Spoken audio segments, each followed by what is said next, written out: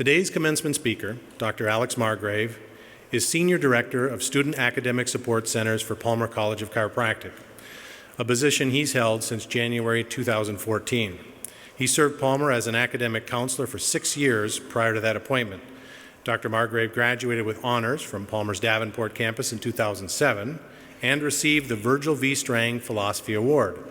He oversees student disability services, academic counseling, and academic support programs for Palmer's 3 campuses, and creates professional modules for student, staff, and faculty development.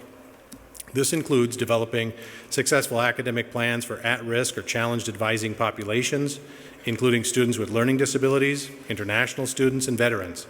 He also provides management and oversight of student accommodations, academic support services, and academic counseling, and is a Title IX trained investigator.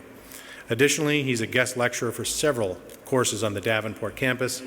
Please join me in welcoming Dr. Alex Margrave to our commencement stage today.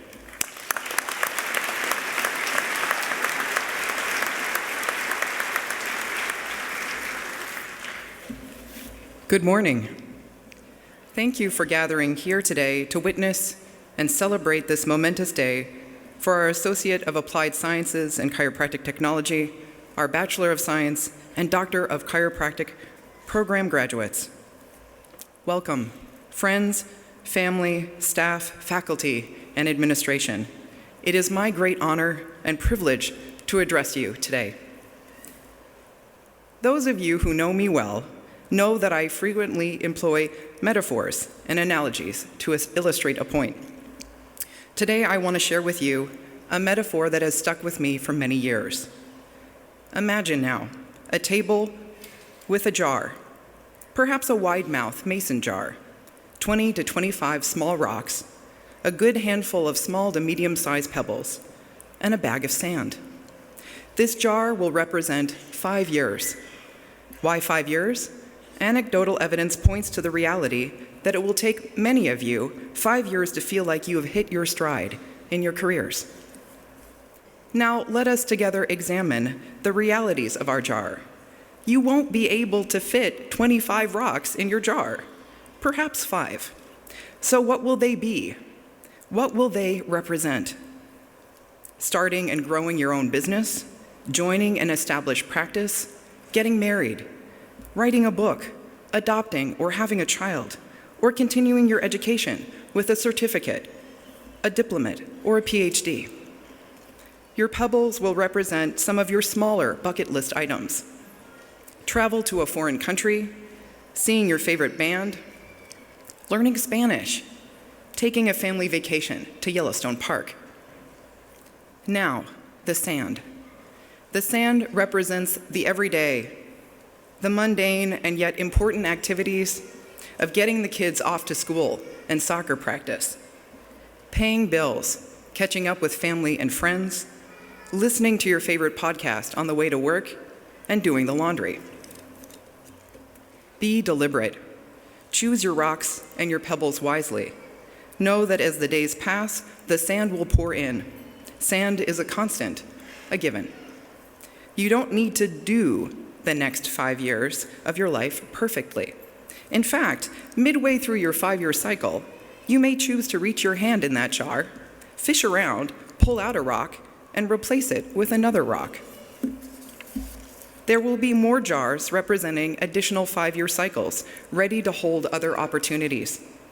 If you would like to avoid regret, however, I encourage you to try, to do, and to strive. If you wait too long, leaving your rocks and your pebbles on the table, agonizing over your choices, your jar will slowly, inevitably fill with sand. Remember also that not choosing is a choice. Now I want to briefly take you back to Philosophy 1, to the day we discussed goal setting, and I ask you to define the actions and qualities of a great chiropractor. I encourage you to revisit those goals today and celebrate how much you have grown during your education at Palmer. Let those goals inform the quality of your sand and how you choose and place your rocks and pebbles in your 5-year jar. Last year, I had the great pleasure of taking an online semester-long course with my favorite social science researcher and storyteller, Dr. Brene Brown.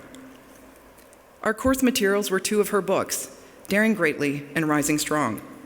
One of our most memorable assignments was an exercise where we clarified and identified our two core values, two words that represent the foundations of our beliefs, inform our actions, and our identity. I encourage you to spend time to reflect on what two words best represent your core values.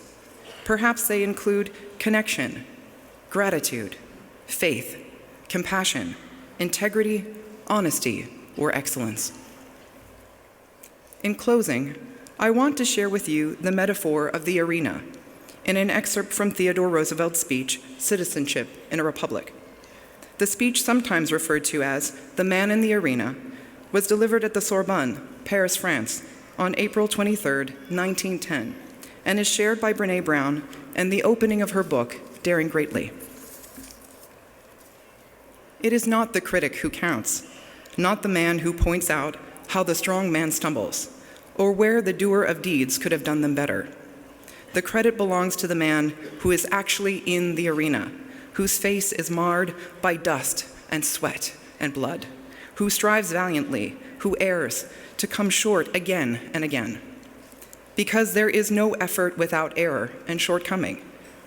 But who does actually strive to do the deeds, who knows great enthusiasms, the great devotions, who spends himself in a worthy cause, who at best knows in the end the triumph of high achievement, and who at the worst, if he fails, at least he fails while daring greatly. Today, as Dr. Weinert mentioned, you prepare to depart the arena which represents your educational experience at Palmer College of Chiropractic. And you prepare to step into a new arena which represents the next 5 years of your life. Look around you. Take a moment. Look for your parents, your friends, your family. These people, we, are your support system. We are in the arena with you, and we will go with you. You may always come home to Palmer College of Chiropractic. Don't mind the haters. They will be there, hanging out in the cheap seats, throwing popcorn and casting doubt on your endeavors. Remember, graduates, you are not alone. Ask for help and expect that it will be given. Support one another. Live wholeheartedly and dare greatly. We are counting on you.